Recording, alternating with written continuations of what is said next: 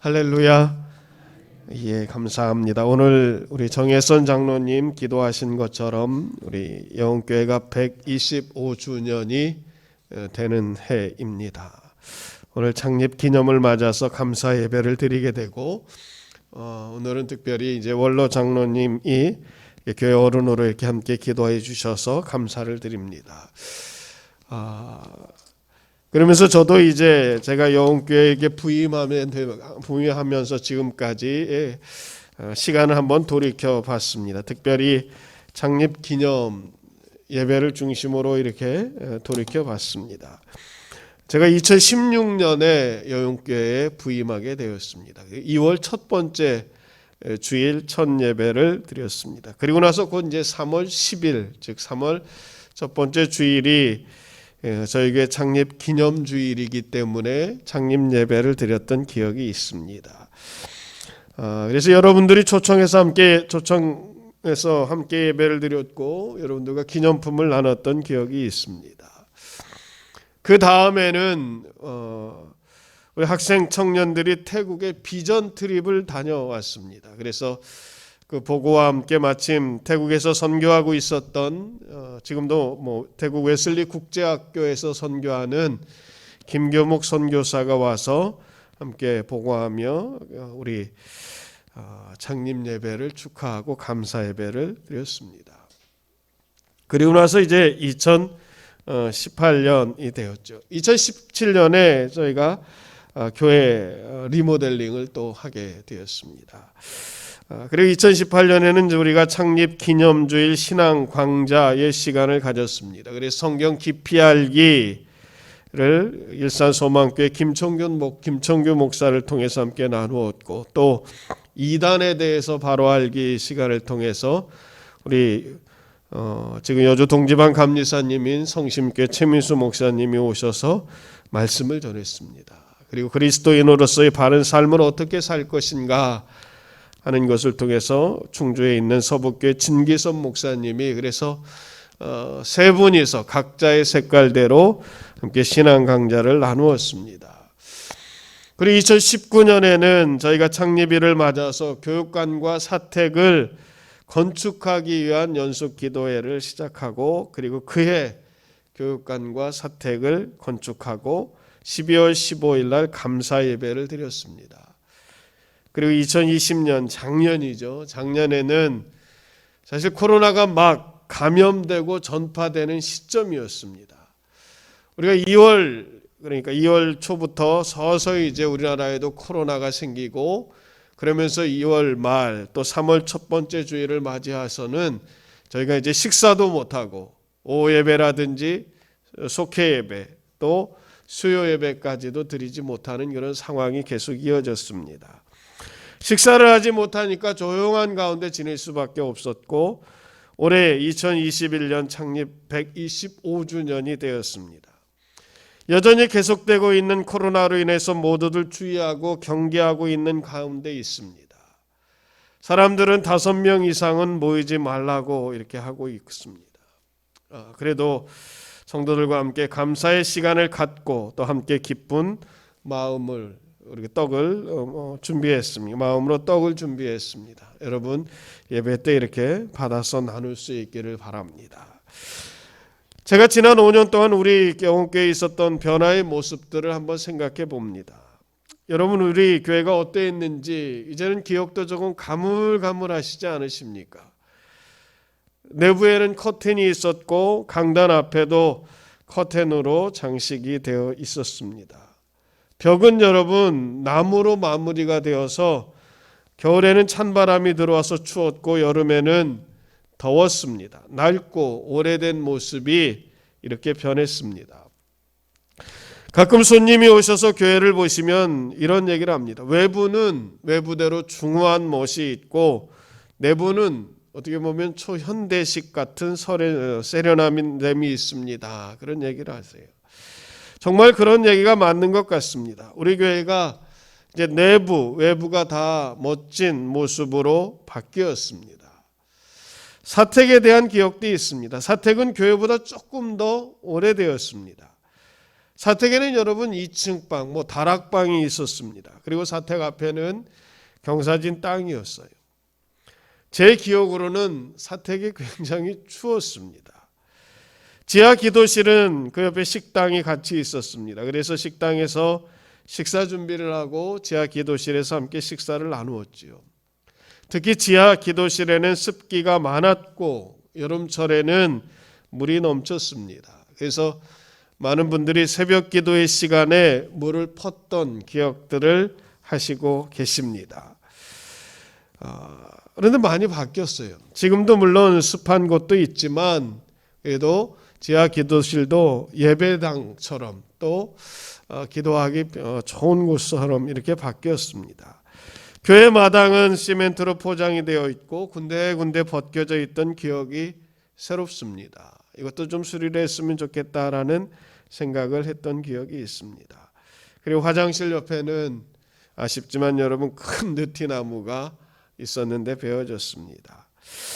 이런 것들이 이제는 기억이 가물가물해졌죠. 정말 이랬을까? 사진으로밖에 볼 수가 없습니다. 바뀐 모습을 보면서 교인 모두들 기뻐하고 또한 감사합니다. 건축과 관련돼서는 어느 정도 마무리가 되지 않았나라는 생각도 하게 되었습니다. 큰 일은 정리가 됐고 작은 일들은 이제 앞으로 조금씩 손을 보면 될 것 같습니다.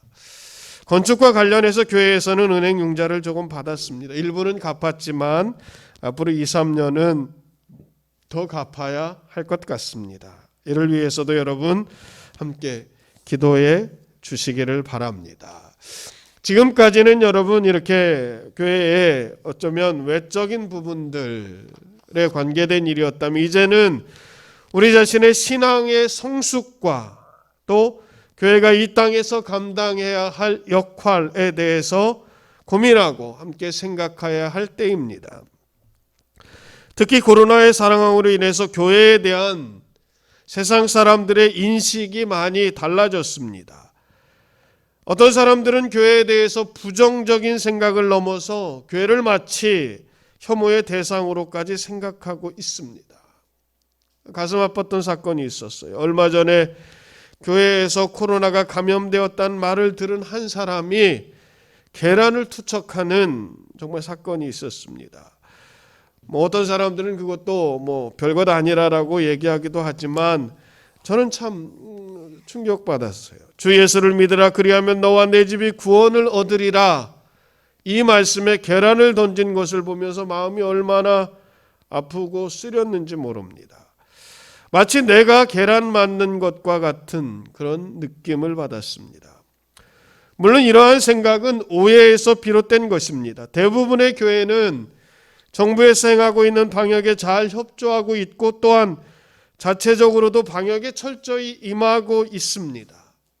여러분 저희 교회도 늘 방역에 철저히 임합니다. 여러분 예배드리고 가시면 다 소독합니다. 그리고 예배 때도 우리는 마스크 꼭 끼고 있고 또 인원수 제한도 철저히 지키려고 하고 있습니다. 그럼에도 불구하고 이단적인 교회에서 비협조적이기 때문에 교회 전체가 함께 비난을 받는 사태가 이어지고 있습니다. 그러나 여러분 여전히 교회는 세상을 비추는 빛의 역할을 감당해야 하고 혼탁한 세상을 정화하는 소금으로서의 사명을 감당하려 하고 있고 또한 그러한 교회들이 우리 주변에는 많아야 됩니다. 그렇기 때문에 교회에 대한 혹시 잘못된 생각들이 만연한다면 그 이유가 무엇인지 우리는 주목해야 한다는 것입니다. 교회에 대한 잘못된 생각들, 교회를 좋지 못하게 보는 그런 생각들, 이런 것들은 교회 이미지 때문입니다. 교회 이미지, 교회 하면 떠오르는 그런 이미지라는 거예요. 지금 세상에서 교회는 어떤 이미지인가? 우리는 이에 대한 책임의식을 가져야 합니다. 혹시라도 교회를 하면 좋지 못한 생각들, 부정적인 요소들이 떠오른다면 그 책임은 우리에게 있다라는 것입니다. 그렇기 때문에 우리는 이 이미지를 좋게 하기 위하여 힘써야 되고 또 어디서든지 예수 믿는 사람들의 본을 보일 수 있어야 합니다. 과거 교회는 사회의 빛이었습니다. 세상의 소금이었습니다. 많은 소외된 사람들이 교회에서 위로를 얻었고 또한 회복의 은혜를 체험하였습니다. 교회는 사람들에게 기쁨을 주었고 이를 통하여 교회는 늘 감사의 현장이었습니다. 저는 이런 모습으로 우리 교회가 회복되어야 하는 줄을 믿습니다. 우리 교회뿐만 아니라 세상에 있는 모든 교회가 이래야 된다라고 생각을 합니다. 그래서 다른 것 필요 없습니다. 우리 안에 정말 그리스도인으로서의 믿음의 회복이 있어야 하는 거예요. 우리는 예수 믿는 사람들이지요. 크리스찬은 예수님께 속한 사람들이라는 의미가 있고 또 한편으로는 예수님을 닮아가는 사람들이라는 의미가 있습니다. 내가 예수님께 속한 사람이에요. 그리고 예수님을 닮아가는 사람이라는 것입니다. 저는 코로나의 상황도 그래서 코로나가 2020년, 21년 상황 계속되면서 교회가 참으로 많은 어려움이 있었고 또한 앞으로 많은 변화를 하게 될 것입니다. 그 어려움 중에 하나가 비대면 예배라는 거예요. 저는 처음에는 비대면 예배라는 말을 들을 때 이렇게 예배 드린다는 것이 새삼스러웠습니다. 이런 예배도 가능할까 하는 생각도 있었지만 성도들이 하나님께 예배하는 것은 장소나 시간이 아니라 예배자의 마음과 진정이 중요하다는 것을 생각하게 되었습니다. 그래서 비대면 예배라는 말 어색하지만 지금 드리게 되었습니다. 하나님이 우리에게 이렇게 코로나의 상황이 계속되게 하는 것은 이 코로나를 통해서 우리의 삶이 또 우리가 그리스도인으로서의 삶이 새로운 전환점을 맞게 하기 위함이 아닌가라는 생각을 하고 있습니다. 이 전환기에 우리가 어떻게 달라져야 하는 것인가라는 것입니다.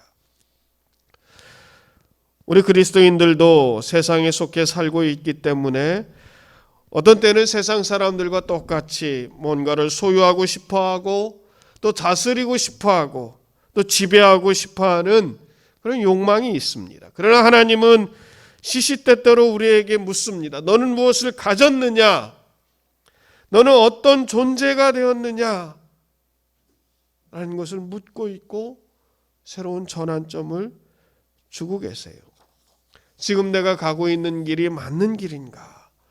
또 지금 내가 생각하고 있는 그 삶이 맞는지를 묻고 있는 것입니다. 그래서 코로나는 우리에게 새로운 전환점을 맞게 하고 있습니다.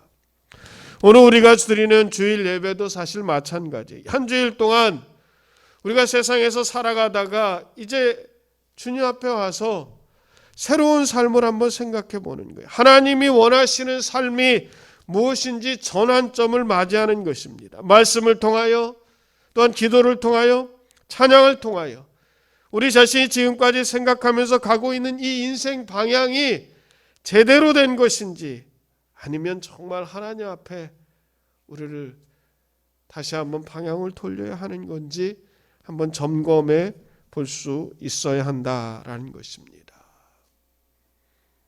그래서 여러분 우리 영혼교회는 이제 창립기념주일을 맞으면서 특별히 2021년 맞으면서 새롭게 회복되는 은혜가 있는데 무엇보다 우리의 믿음이 새로운 전환점이 되는 은혜가 있기를 바랍니다. 오늘 예수님께서는 제자들을 데리시고 한 산으로 올라가십니다. 오늘 본문 28절에 보면 이 말씀을 하신 후 예수께서 베드로와 요한과 야고보를 데리고 기도하시러 산에 올라가서 이렇게 시작하고 있습니다. 이 말씀을 하신 후라는 거예요. 이 말씀은 예수님이 그 앞에서 하신 말씀이에요. 그 앞에서 하신 말씀 중에는 특별히 22절, 23절에 보면 앞으로 자신이 감당해야 할 십자가를 말하고 있습니다. 인자가 많은 고난을 받고 장로들, 이 당시 교회 지도자들을 말하는 거예요. 대제사장들과 서기관들에게 버림받아 죽임을 당하고 제3일에 살아나야 하리라. 또 무리에게 이르시되 아무든지 나를 따라오려거든 자기를 부인하고 날마다 제 십자가를 지고 나를 따를 것이니라 하였습니다. 지금 예수님은 제자들에게 자신이 져야 할 십자가에 대해서 말씀하셨어요. 또 똑같이 만약 너희들이 나를 따르려면 너희들도 자기 십자가를 져야 한다고 하십니다. 예수님을 따르는 길이 고난의 길임을 가르쳐주고 있어요. 그러나 그 고난의 길은 고난으로 끝나는 것이 아니라 제3일에 살아나야 하리라라는 말씀을 통해서 고난 뒤에 있는 영광, 십자가 뒤에 있는 부활의 영광을 약속하시는 거예요. 그러나 여러분, 예수님을 따르는 제자들의 마음은 어떻습니까? 제자들은 아직도 세상의 영광을 바라고 기다리고 있습니다. 예수님이 세상을 다스릴 왕이 되셨을 때 높은 자리를 차지하려는 그런 마음들이 있어요. 오늘 이 말씀을 마태복음에서 보면 이 말씀, 그러니까 예수님께서 제자들에게 자신의 부활과 죽음을 예고하신 이 말씀을 하신 장소가 가이사랴 빌립보인 것을 알 수가 있습니다. 이 가이사랴 빌립보는 이스라엘의 북부, 즉 헐몬산 기슭에 있는 도시입니다. 이스라엘에서 가장 아름답고 풍요로운 지역이었습니다. 헐몬산에서부터 눈이 녹은 물이 이 가이사랴 빌립보 지역에서 솟아났기 때문에 물이 넘쳤습니다. 로마 황제였던 아구스토는 이곳을 헤롯에게 주었고 헤롯은 이곳의 사람들을 거주하게 하고 이곳에 아주 크고 웅장한 당시 우상이었던 판신전과 함께 로마 황제의 신전을 건립했습니다. 하얀 대리석으로 아주 크고 웅장하게 지었습니다. 사람들이 보면 다 놀랐습니다. 로마 황제는 세상 권력의 최고의 높은 자리예요. 그 사람들은 신으로 생각했습니다. 이곳에서 예수님은 제자들에게 묻습니다. 사람들이 나를 누구라고 하느냐? 그렇게 물으시고 나서 이어 제자들에게 너희는 나를 누구라고 하느냐 물으십니다. 이 말씀은 너희는 나를 누구라고 생각하면서 이렇게 따르느냐라는 물음입니다. 오늘 누가복음 9장 18절에 보면 그 말씀이에요. 무리들이 나를 누구라고 하느냐? 너희는 나를 누구라고 생각하느냐? 이때 베드로가 대답합니다. 하나님의 그리스도이십니다. 즉 당신은 그리스도 메시아라는 말이에요. 물론 베드로의 고백이 분명한 사실이고 예수님이 메시아인 것이지만 제자들이 생각하는 그리스도 또한 메시아의 모습은 십자가에서 처참한 죽음을 당하는 것이 아니라 세상의 영광과 권위를 쥐어잡는 그런 모습이었습니다. 즉 지금 로마 황제를 위한 웅장한 신전을 보면서 예수님은 로마 황제보다 더 위대한 왕이 되실 것이고 그러면 우리도 높은 자리를 차지해야지, 그런 기대감이 있었던 거예요. 그런 그들을 이끄시고 예수님은 산에 올라가셨습니다. 산에 올라가셔서 변화되셨어요.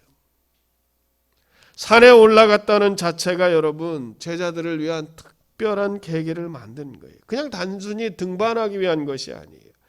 제자들의 신앙 성숙과 함께 이 세상에 대한 깨달음을 주고 싶었던 것이 예수님의 의도라고 할 수가 있습니다. 한마디로 제자들의 신앙의 전환점, 전환기를 갖게 하시려는 주님의 마음이라고 할 수가 있습니다.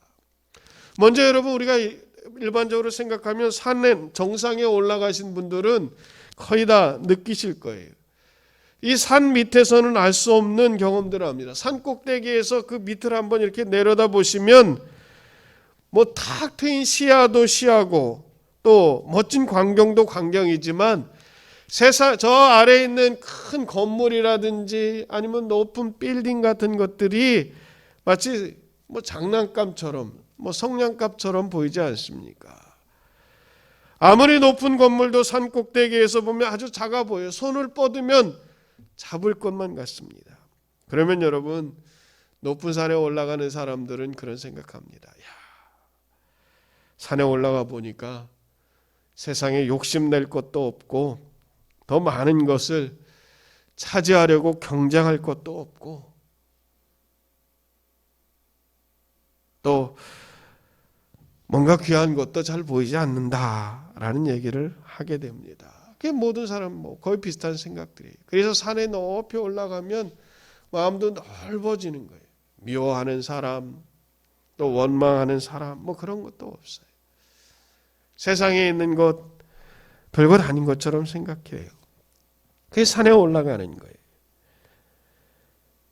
그리고 또 하나는 주님은 제자들을 통해서 그들의 신앙이 달라지기를 원하셨던 거예요. 가이사랴 빌립보에 갔더니 거대한 웅장한 건물이 있었던 겁니다.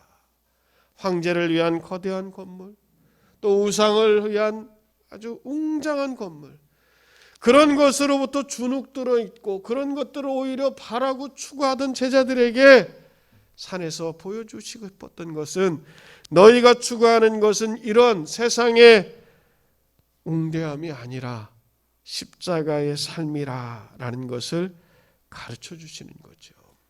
오늘 예수님은 우리를 부르신 것도 마찬가지입니다. 예수님은 우리의 삶의 터전에서 우리를 부르셨어요. 왜 우리를 손을 이끄시고 높은 산으로 함께 올라가기를 원하시고 계십니다. 그 산에 올라가서 우리에게 아름다운 미래를 보여주시고 하나님의 영광을 보여주시고 우리가 정말 추구하고 붙잡고 따라가야 할 것이 무엇인가를 분명히 가르쳐 주시는 것을 믿습니다. 올해는 우리의 삶이 주님을 닮아가는 것으로 가득 채워질 수 있기를 주님의 이름으로 축원합니다. 그리고 또 한 가지 이렇게 보면, 특별히 이 산에 가서 예수님은 기도하시러 가셨다라는 말씀을 하십니다. 우리가 예수님의 사역을 보면 예수님은 매우 바쁜 사역 중에도 항상 이렇게 기도하시던 분이셨습니다.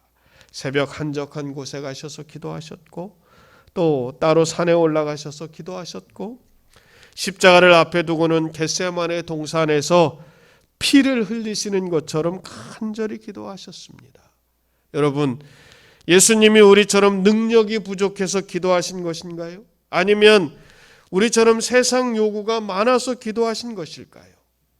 저는 예수님이 이렇게 기도하시는 모습을 많이 보여주신 이유는 우리로 하여금 기도의 본을 따르게 하기 위함인 줄을 믿습니다. 즉 전능하신 왕이신 예수님도 그렇게 열심히 기도하셨는데 우리가 기도함이 당연하지 않느냐? 예수님께서는 우리들에게 그것을 가르쳐 주시고 있습니다. 또한 이렇게 기도할 때 놀라운 변화가 있어요.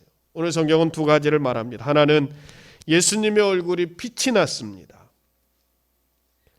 우리 성도 여러분, 기도를 통해서 하나님을 만나세요. 기도를 통해서 하나님을 뵙는 특별한 시간을 확보하세요. 그러면 하나님은 여러분 삶 속에서 여러분을 빛나게 하시리라 믿습니다. 기도를 통해서 하나님을 만났던 사람들, 그 영광이 그의 얼굴에 나타납니다. 모세가 40일 동안 하나님과 대면하여서 기도하였을 때, 그리고 40일 동안 기도하고 산에서 내려왔을 때 사람들은 모세의 얼굴을 직접 볼 수가 없었습니다. 왜냐하면 모세의 얼굴에서는 하나님의 영광이 빛나고 있었기 때문입니다. 바라기는 저와 여러분들이 정말 기도의 자리에서 하나님의 은혜를 체험하고 하나님과 영적인 교제를 이루어감으로 말미암아 하나님의 영광의 빛이 여러분 얼굴에도 가득할 수 있기를 바랍니다. 하나님의 영광의 흔적이 여러분의 삶에 나타날 수 있기를 주님의 이름으로 축원합니다. 뿐만 아니라 예수님의 옷이 휘어져 광채가 났다라고 하고 있습니다. 옷이 얼마나 빛났든지 옷을 빨래하는 사람이 어떻게 해도 그렇게 휘어질 수 없다라고까지 말합니다. 여러분, 그 옷이 휘어 빛나고 있다라는 것은 예수님의 그 신성의 영광이 나타나고 있는 것 아니겠습니까? 오늘 하나님의 거룩한 임재를 느끼고 경험함으로 말미암아 우리 가운데서도 그와 같은 하나님의 영광의 모습들이 증거될 수 있어야 합니다. 특별히 우리가 사순절을 보내면서 거룩한 하나님의 임재를 경험할 수 있기를 바랍니다. 우리가 사순절 새벽 기도회를 갖고 있는데 물론 우리는 새벽 기도회를 항상 드리고 있지만 이번 사순절이 기도하시는 모두에게 특별한 시간이 될 수 있기를 주님의 이름으로 축원합니다. 그래서 2021년 사순절이 우리의 신앙이 새로운 전환점이 되는 은혜가 있기를 바랍니다. 그리고 마지막으로 한 가지 더 생각을 하면 오늘 본문에 보면 이 36절 소리가 그침에 오직 예수만 보이더라. 제자들이 잠잠하여 그 본 것을 무엇이든지 그때는 아무에게도 이르지 아니하니라 말씀하고 있습니다. 구름 속에서 소리가 났습니다. 이는 나의 아들 곧 택함을 받은 자니 너희는 그의 말을 들으라 라고 했습니다. 그리고 나서 소리가 그치고 나니까 오직 예수님만 보였다는 것입니다. 하나님의 말씀을 들은 후에 남는 것이 오직 예수 그리스도라는 거예요. 구름이 거치고 나니까 함께 있었던 모세도 엘리야도 사라졌고 오직 예수님만 남았습니다. 여러분 우리의 삶의 믿음 생활도 마찬가지예요. 다른 것 생각할 필요 없습니다. 오직 예수님만, 오직 주님만 바라보면 됩니다. 우리의 눈이, 여러분의 시선이 오직 주님만 바라보면 승리할 수가 있는 것입니다. 주님만 바라보면 넘어지지 않습니다. 주님만 바라보면 삶이 달라지게 되어 있는 거죠. 우리가 새롭게 회복되는 은혜라고 했는데 그것은 다른 것이 아니라 우리가 전심으로 주님을 바라보는 거예요. 그러면 주님을 통해 회복되게 하시는 은혜가 우리의 삶에 넘칠 수 있게 되리라 믿습니다. 여러분 우리가 코로나 상황 때문에 계속 힘들었는데 오히려 코로나가 우리의 인생에 우리의 신앙에 새로운 전환기가 되어야 됩니다. 이를 통해서 자신이 지금까지 살았던 삶을 새롭게 반성하고 우리의 모든 시선이 주님께만 집중되는 은혜가 있기를 원합니다. 그래서 주님께서 허락하시는 은혜로 살아가고 주님께서 주시는 능력으로 살아가고 오직 주님과 함께 동행하는 믿음의 삶으로 승리할 수 있는 저와 여러분들이 될 수 있기를 바랍니다. 기도하겠습니다.